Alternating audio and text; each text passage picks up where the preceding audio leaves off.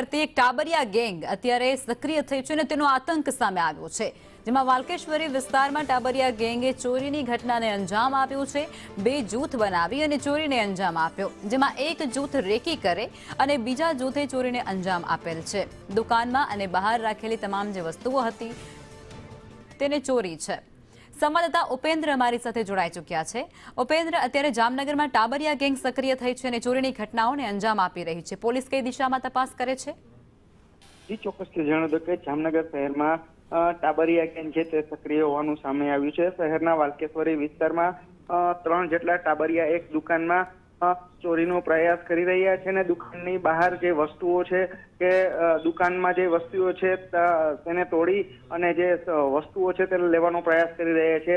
આ ટાબરિયા ગેંગ ચોરી જે કરી રહી છે તેના સીસીટીવી વાયરલ થયા છે।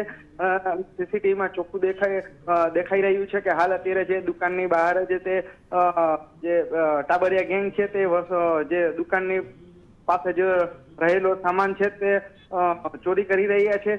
સમગ્ર મામલે હાલ તો જામનગરના જે પોલીસ દ્વારા સઘન તપાસ શરૂ કરવામાં આવી છે, પરંતુ આ જે ટાબરિયા ગેંગની ચોરીના પ્રયાસથી આ વાલકેશ્વરી વિસ્તારમાં હાલ તો ભયનો માહોલ છવાયો છે।